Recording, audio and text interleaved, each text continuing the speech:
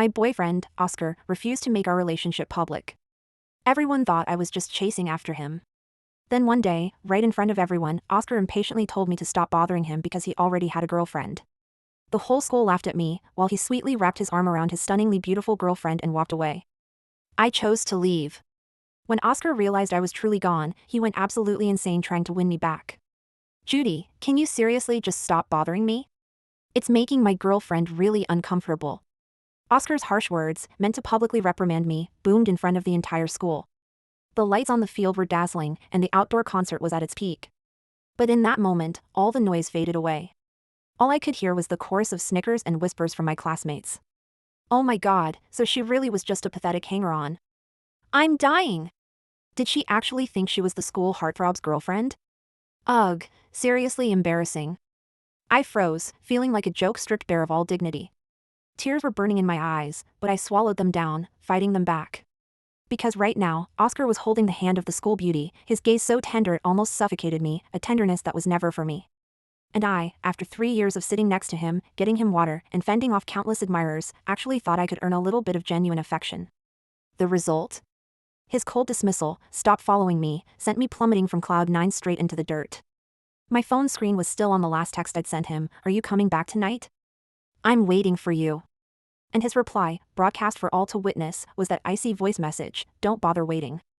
I have a girlfriend." The whole place erupted in laughter. I was the clown. In that instant, I finally understood. My so-called love was nothing more than a casual crumb of pity he'd tossed my way. I knew my place. I wasn't Oscar's official girlfriend, even the word friend felt like too much of a luxury. I was just Judy, a girl who was available whenever he needed her. I was used to saving him a seat before class, used to handing him a water bottle after basketball, and most used to being a quiet background figure next to him. To others, I was just a regular girl always trailing after the school heartthrob. I could hear those harsh comments. Who is she? Why is she always following Oscar around? I walked alone down a campus path, the streetlight stretching my shadow long and thin. Tears streamed down my face uncontrollably. I desperately wiped them away with the back of my hand, not wanting any passing student to see. I kept asking myself why I was so upset. It wasn't the first time I'd seen a scene like this. I knew, deep down, that I didn't matter to Oscar at all. Back in my dorm, I closed the door, threw myself onto the bed, pulled the blanket over my head, and finally sobbed out loud. I cried until I couldn't breathe, like a bird trapped in a cage, frantically beating against the phantom bars. I loved him, his charisma, his confidence. I thought that if I was just good enough, just compliant enough, eventually he would see me, and he would finally acknowledge me to everyone. But a voice deep inside me kept mocking my naivety. Judy, who are you? You're just an ordinary girl. How could a golden boy like Oscar ever truly like you? You're just a convenient tool to pass the time, a pathetic little shadow. This voice was my long-suppressed insecurity. I felt I didn't deserve anyone's love, which is why I was willing to sink into this toxic relationship. I clearly saw the cynical smirk on his face, as if he were saying, "Who do you think you are? You'll never be good enough for me."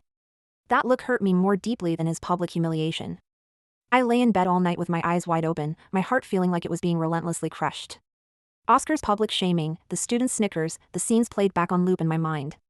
High school bullying also came flooding back, me, shivering in the restroom stall, afraid to even breathe. Now, I was still that joke, living in someone else's shadow. As the sky turned gray, I finally sat up. My eyes were bloodshot, but they held a cold resolve I hadn't known before. I walked over to my desk and pulled open the bottom drawer. Inside was a thick notebook, its cover worn, filled with intricate architectural designs. This was my secret, my only pride. I carefully flipped through them. The lines and structures had, countless times, made my blood rush. But years ago, when I showed them to my classmates, all I got was brutal mockery. You? A designer? Stop dreaming. That sentence had been a curse, burying my passion in the dust. For years, I had hidden these so deep I almost forgot I had a light of my own. Flipping through the pages, I felt like I was seeing another version of myself. I found my favorite sketch and spent several days and nights revising it.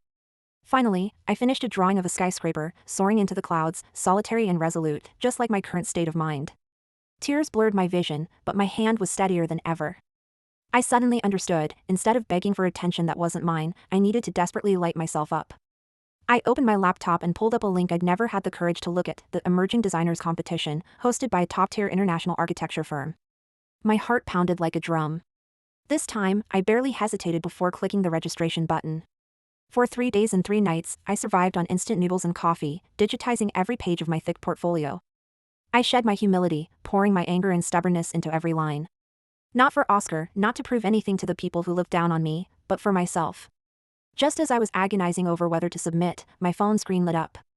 It was Oscar's social media, a cozy photo of him and the school beauty, Tiffany, captioned, "Some people try so hard but get nowhere. Seriously pathetic." His sarcasm was a cold shower, extinguishing the last flicker of softness in my heart. I let out a cold laugh, and my finger decisively clicked, "Submit." The computer screen flashed, and I collapsed into my chair. Exhausted, but I had never felt so invigorated.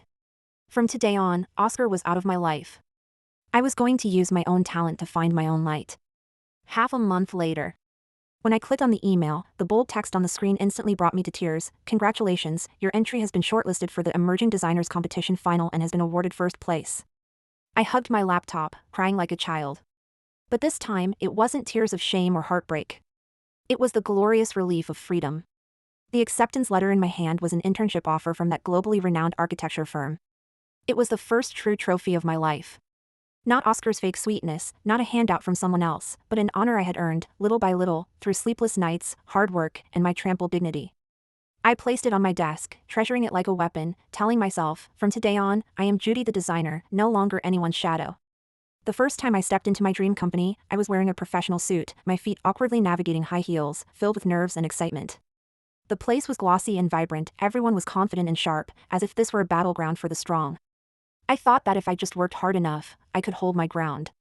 But reality soon delivered the first blow. My senior, Anne, saw my diligence and compliance and dumped all the most tedious, exhausting work on me. She casually sipped coffee and gossiped while I worked late into the night, cleaning up her messes. At first, I comforted myself, this was the necessary training for a newbie. But gradually, I realized I was just her tool. This went on until the big project. Our team secured a design proposal for a major commercial complex for a famous real estate developer. Everyone was racking their brains, but progress was slow. At night, alone with my small notebook, I constantly sketched, forcing myself to find a breakthrough. Inspiration finally struck late one night. Integrate vertical greenery with the architectural structure, creating a sky garden city. I was so excited I didn't sleep all night, drawing the complete plan and creating renderings. The next day, I handed it to Anne. She gave it a cold glance and casually said, "Nice idea, but not very practical." Then she tossed it aside. I was disappointed but still tried to reassure myself, maybe it needed more refinement. Until the day of the meeting. The projection screen lit up, and stood confidently at the front. The plan on the screen, it was my sky garden proposal, detail for detail. She spoke fluently, using every concept I had drawn, accepting the applause from the room. The executives nodded frequently, even the investor representative looked impressed. And I, sitting in the corner, felt a bucket of ice water had been dumped on me, shivering with cold. The moment the meeting ended, I stopped her, my voice trembling, and, "This plan, it's mine." Her smile instantly hardened, her eyes sharp as a knife. "Judy, don't be naive. This is a team effort. Do you, an intern, really think you have this capability? I simply polished it up to maturity for you." With that, she turned and walked away, the sound of her heels clicking on the floor like stomps on my heart. Anger, resentment, humiliation, they flooded me like a tide. How was this different from Oscar's betrayal? One stripped me of my dignity and love, the other stole my talent and my career. Was I still the same Judy, someone everyone could push around, no matter where I went? I rushed downstairs to the convenience store, grabbed a cold beer, and sat on a roadside step, chugging it down. The cold liquid slid down my throat but couldn't extinguish the fire in my chest. I gripped my phone tightly and furiously typed out an email. How my creative idea, my drawings, had been stolen, how my proposal had been claimed by her. The evidence was clear, all attached. The email was written, but I hesitated to click send. Two voices tore at me, "Forget it.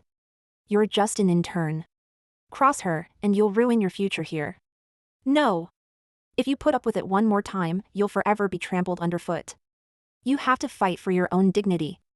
I took a deep breath and filled in the email addresses of all the top executives and department heads, even including the president's office. My finger hovered over the send button. I could hear my rapid heartbeat. That gray button wasn't just a key, it was the dividing line of my life. I gritted my teeth and slammed my finger down. Send successful. In that instant, I felt the sound of a cage shattering.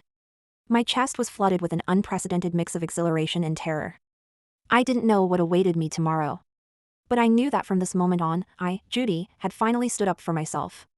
The next day, during the company's executive meeting, my direct supervisor publicly praised my proposal in front of all the senior managers and announced that I would be taking over as the project lead. And stood aside, her face pale. Under everyone's gaze, she gritted her teeth and shot me a venomous look. I returned a slight smile, feeling a profound sense of satisfaction I had never known before. I barely slept that night. Curled up in bed, I replayed the contents of the email over and over. Every sentence felt like a detonating bomb, setting my nerves on edge. I even envisioned the HR department calling me first thing in the morning to inform me I was fired. After all, I was just an intern and had deep roots in the company. I had alienated an entire department, possibly even the higher-ups, with a single email. It was practically professional suicide. Yet, I had no regrets. At least I hadn't continued to be the cowardly Judy. Even if the ending meant a quiet exit, I would leave with my dignity intact. I arrived at the office the next morning, but my phone hadn't rung. The atmosphere in the entire department had shifted, becoming strangely tense. And sat at her desk, her face grim, occasionally throwing daggers at me with her eyes, while other colleagues cautiously avoided my gaze. They whispered amongst themselves, treating me like a convict awaiting execution. After hours of agonizing waiting, my phone finally vibrated. It was an unknown number from the president's office. I took a deep breath and answered. A calm, steady female voice was on the other end. "Miss Judy, I'm the president's assistant. The president would like to see you. Is now a good time?" My heart rate instantly spiked. The moment of truth had arrived. I felt dizzy, but managed to keep my composure. "Yes, I'll be right there." As I walked into the president's office, I expected a severe interrogation, perhaps even immediate termination. Instead, I saw two men. One was the senior president seated at the main desk, who looked quite old but had sharp, penetrating eyes. The other sat opposite him, wearing a well-tailored suit, looking handsome and stern, with an exceptional aura. I recognized him. He was the president's youngest aide. I'd seen him a few times in the company elevator. He always seemed decisive and efficient, as if every second was dedicated to work. The senior president gestured for me to sit down. He didn't immediately mention the email but instead pointed to a design sketch on his desk and asked gently, "Judy, is this proposal yours?" My heart leaped as I saw the original design I had attached to the email. I nodded. "Yes, Mr. President." "Excellent. Your design is very creative, and I'm quite fond of it," the president said, his tone surprisingly warm. "Integrating urban greenery with the architecture to create an ecological complex, the concept is very forward-thinking."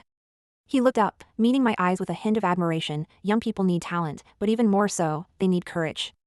We have investigated the matter in your email. The company will deal with its theft seriously.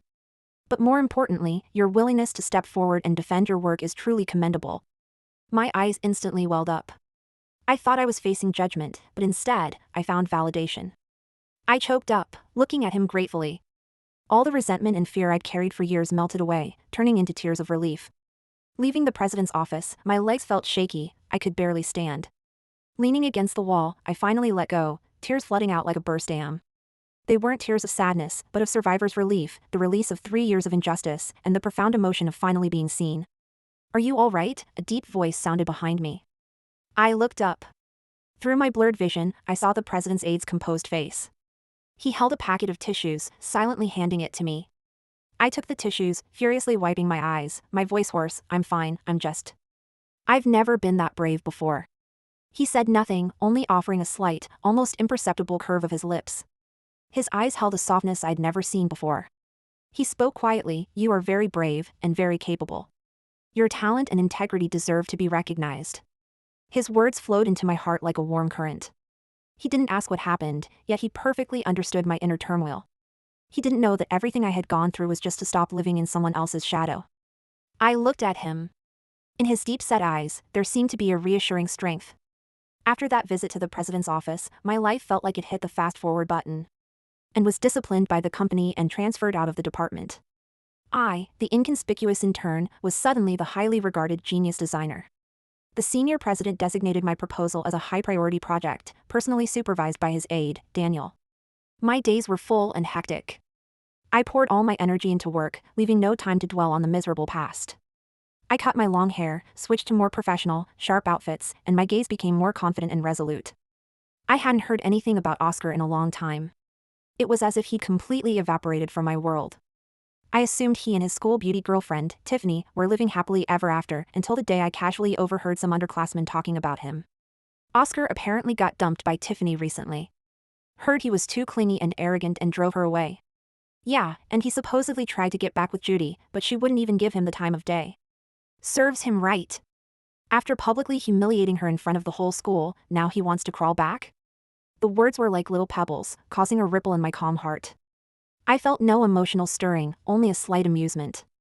I once viewed him as my everything, but now that his halo was gone, eclipsed by the future I had fought so hard to secure, he was irrelevant to me. However, Oscar was clearly not someone who could accept defeat easily. Just as my project reached a critical milestone and the company held a small celebration party for me, I received a call from an unfamiliar number. On the other end was Oscar's voice, with a hint of humility I'd never heard before. "Judy, the alumni party is tonight. You should come. I want to apologize to you in person." I hung up immediately. I didn't care about his apology, nor did I have any desire to return to that world of lies and humiliation. But soon, my phone was bombarded with messages from college classmates, telling me that Oscar was spreading rumors at the party, calling me a social climber who'd abandoned him for money. He was trying to use public opinion to drag me back into the muck. My heart sank. I thought I was past caring, but hearing those things still brought a deep wave of fear. I was terrified of regressing, terrified of becoming the ridiculed clown again. I stood in the corner of the celebration party, palms sweating, completely lost. Just then, one person popped into my mind. Daniel. I immediately sent him a text message, writing only the brief sentence, "I need help." 5 minutes later, my phone rang. It was Daniel. His voice was steady. "Where are you?" "Don't worry, I'm on my way." And he actually showed up. I saw him walk in through the door, in a perfectly tailored black suit, his presence so commanding it seemed to suck all the light out of the room. His handsome face was devoid of unnecessary emotion, yet held an immensely reassuring power.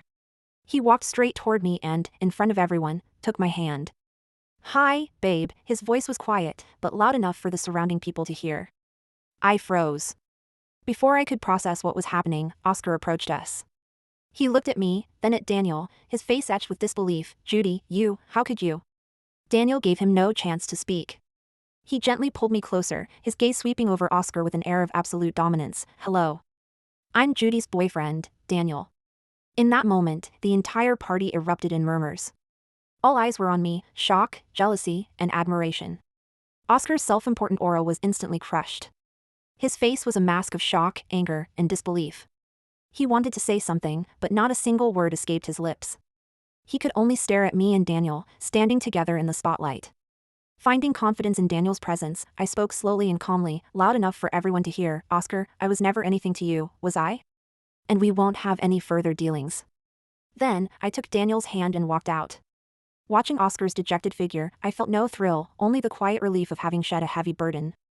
After the party incident, I felt like my life had completely turned a new page. Oscar never showed up again. He was like a deflated balloon.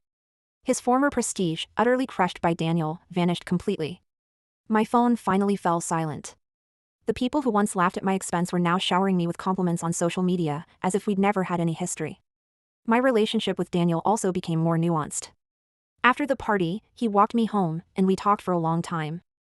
I confessed my past to him, admitting the pathetic one-woman show I had staged with Oscar.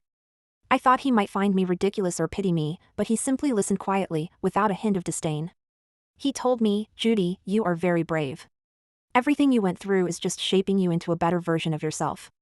His words were like a balm, smoothing over all the deep scars in my heart. From then on, we became genuine friends.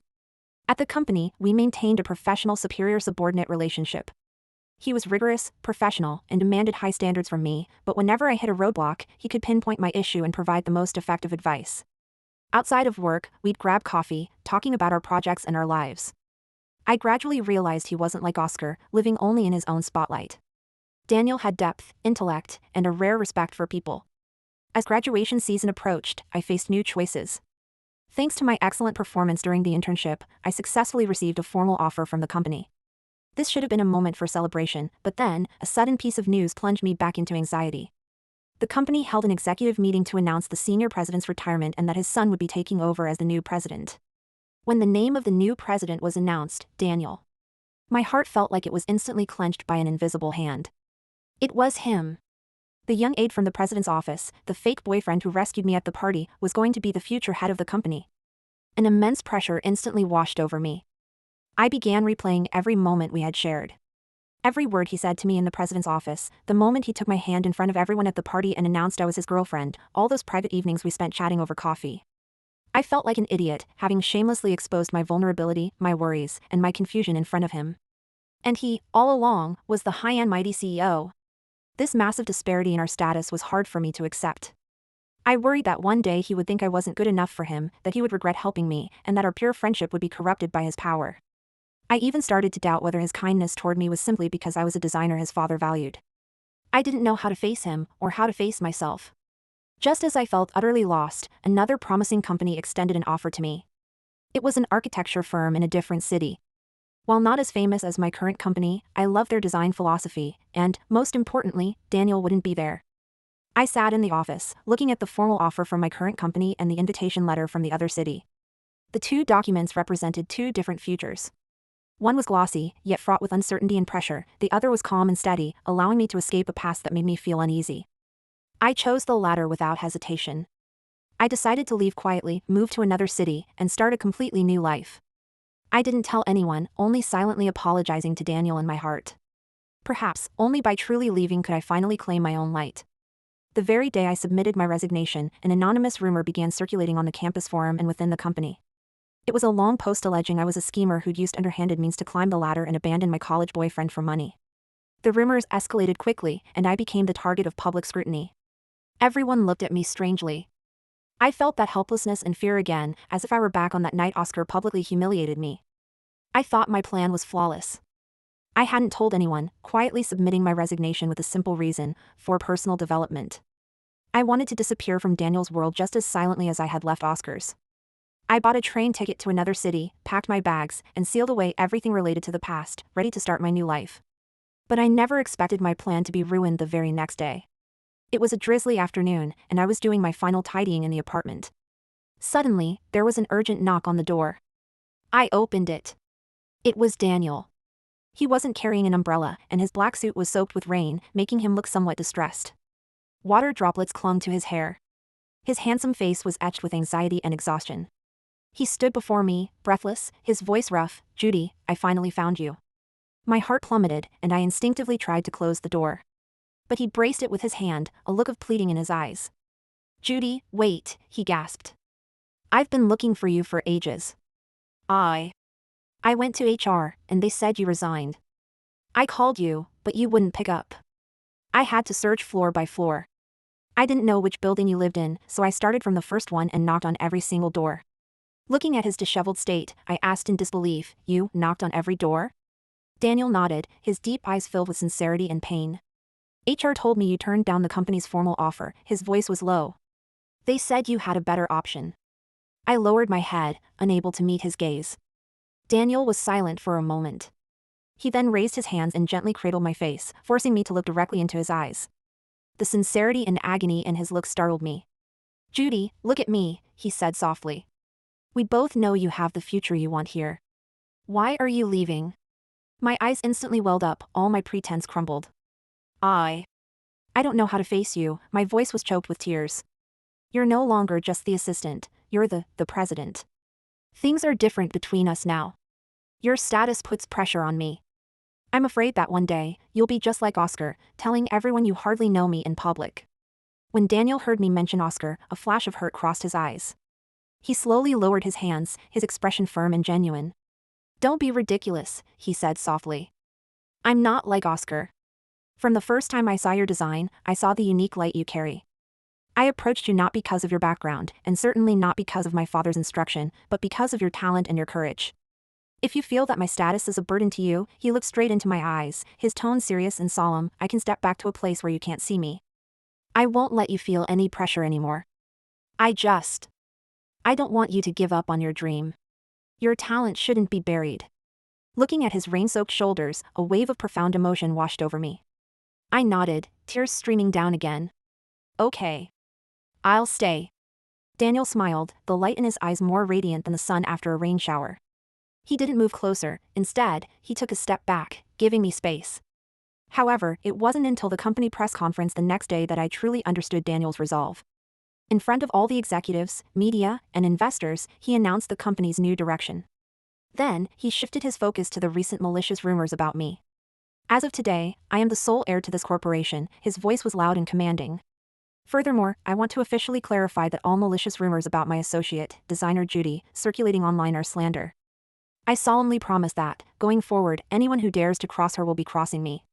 His unwavering gaze swept the audience, finally resting on me, full of unmistakable protection. Oscar was in the crowd, his face instantly turning ashen. He had thought I was still the easily bullied clown, never imagining that my backing was the heir to a corporation with absolute power. From that day on, I never saw Daniel in the office again. My new desk was moved to a separate design studio. I was no longer surrounded by seniors like in, only a few promising young designers who had also been recognized by the former president. Our project was elevated to the company's most crucial strategic initiative, and I became the lead designer. I had assumed that without Daniel's protection, I would feel lost, but the opposite was true. He had given me a space of complete creative freedom, allowing me to focus entirely on my work without distraction. His words, "I can step back to a place where you can't see me," truly became a reality. He kept his promise. We had no interaction in the company. I only learned snippets about his busy life through other colleagues. He was at every major meeting, handling affairs with the characteristic decisiveness of the new president. I often wondered if he regretted his decision. Did he feel that an ordinary designer like me wasn't worth such a great sacrifice? But every time I saw him pass by, his gaze was firm, he never showed a moment of hesitation. My life became simple and fulfilling. Every day, besides work, I exercised at the company gym, read books at the library, and sought new design inspiration in the city. I no longer needed Oscar's superficial spotlight, because my talent was enough to make me shine. I discovered that when I focused on my own journey, when I truly loved myself, the light I emitted was brighter than anyone else's. A year flew by. In this year, the project I led evolved from a design concept into precise construction drawings, and finally, into towering structures rising from the ground. It was the skyscraper I had sketched in my notebook, the sky garden city I had designed for myself. It was more than just a building, it was the ultimate proof of my journey from humility to independence. The night before the completion ceremony, I received an email from the company. The content was simple, yet it made my heart pound. Designer Judy, as per company custom, the new president will join you to unveil your finished design. Would you agree to perform the unveiling ceremony alongside the president? My hands trembled as I stared at the email, unable to process it. The next day, I stood alone on the stage for the completion ceremony. Looking at the huge crowd, my heart was calm and resolute. I wore a beige suit dress, the microphone heavy in my hand. I looked at the structure I had personally designed in the distance, soaring into the clouds, as if proclaiming my existence to everyone. I began my speech. My voice was steady, my tone filled with confidence. Just over a year ago, I was a timid girl living in someone else's shadow. I thought my life had to depend on someone else's light to exist. But today, standing here, I want to tell everyone that my light belongs to me. My talent is enough for me to stand before anyone, with dignity and self-respect. The audience erupted in applause. I saw the people who had once mocked me, their eyes were now filled with admiration and respect. After the speech, the host walked onto the stage and excitedly announced, "Now, let us welcome our company's youngest president and our most brilliant designer today, to jointly unveil this landmark architectural masterpiece."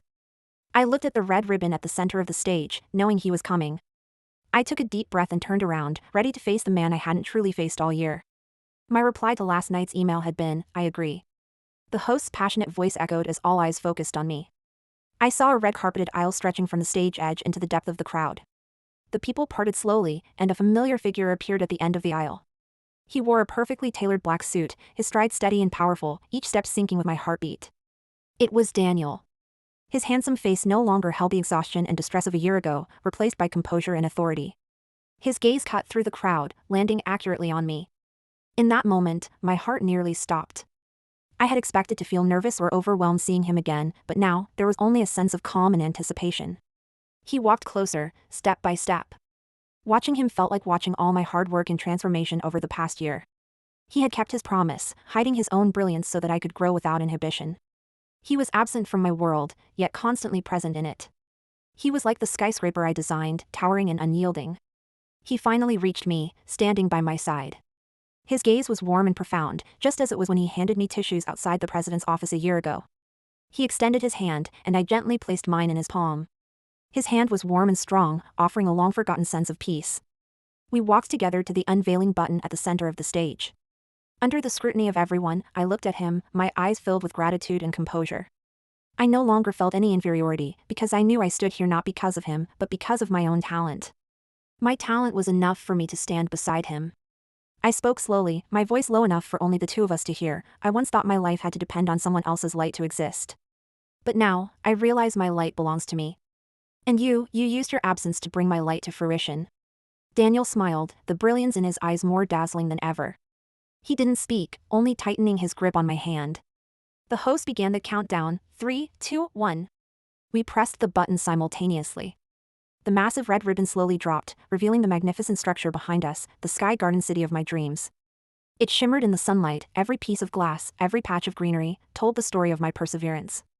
The audience erupted in thunderous applause, flashbulbs popping everywhere. I stood next to Daniel, looking at everything before me, feeling peaceful and fulfilled. Amidst the flashing lights and overwhelming applause, I stood beside Daniel, savoring the moment of glory. My heart was calmer than ever, yet bursting with joy. I turned to look at him, his gaze was fixed on my face, carrying a tenderness I had never seen before. He gently held my hand and led me away from the center stage toward the backstage lounge. The moment the door closed, all the noise was shut out. The room contained only the two of us, and a heart-pounding silence. I looked at him, his stern face held a soft smile for the first time. "You did wonderfully, Judy," he said quietly, a trace of barely concealed emotion in his voice. "Your speech, your design, you exceeded my expectations." I smiled, a warm feeling surging within me. "Thank you, Daniel. If it weren't for you, I might have left." He didn't respond to my words, only gazing at me quietly, his eyes filled with complex emotions. He slowly raised his hand, his thumb gently caressing my cheek, his movement soft and restrained. "A year. A whole year," he murmured, as if to himself. Every day, I told myself I had to keep my promise. I forced myself not to see you, not to disturb you. I watched you gradually shine within the company, watching you grow from an inconspicuous intern to the focus of everyone's attention today. I was proud of you, and I was heartbroken for you. My heart skipped a beat. I looked at him, his deep eyes seemed to hold an entire galaxy. "Heartbroken?" I whispered. He nodded, his gaze intensifying. "Yes, heartbroken. I was heartbroken that I couldn't hold you when you were upset, heartbroken that I couldn't bring you coffee when you worked late, heartbroken that I had to hide in the shadows, silently watching you grow. I was afraid my presence would pressure you, but I was also afraid my absence would make you think I didn't care." I felt my eyes well up again, but this time it wasn't from injustice or pain, but from the happiness of being enveloped in love. I trembled, reaching out to gently touch his cheek. "I thought we were friends," my voice was husky, catching slightly. Daniel smiled softly. He took my hand, cupped it in his, and gently kissed it by his lips. "Friends," he countered, a playful note in his voice. "I knocked on every door for you, I announced I was your boyfriend in front of everyone for you, I kept my word and hid from you for a whole year for you. Judy, if that's friendship, then my friends are truly extraordinary." My heart felt an electric jolt, every cell in my body cheered. I looked at him, my eyes full of tears and love. "Daniel," I whispered, "I used to think love was about dependence, about being subservient. But now I understand that love is about two independent souls standing side by side. I stand here not to be your moon, but to be the eternal star beside you." Daniel's eyes were slightly red as well. He stopped suppressing his emotions and pulled me into a tight embrace. This hug was free of the pressure of power, free of the barrier of status, it was simply the merging of two souls and the purest form of mutual love. "My star," he murmured into my ear, his voice filled with deep affection. "From now on, I won't let you shine alone. From this day forward, we walk side by side, forever." I closed my eyes, savoring the embrace. I knew the love I once chased was a humble plea, a pathological dependence. But now I understood that true love is about enabling, respecting, and the brilliance that radiates when two people stand together. And my story with Daniel was just beginning.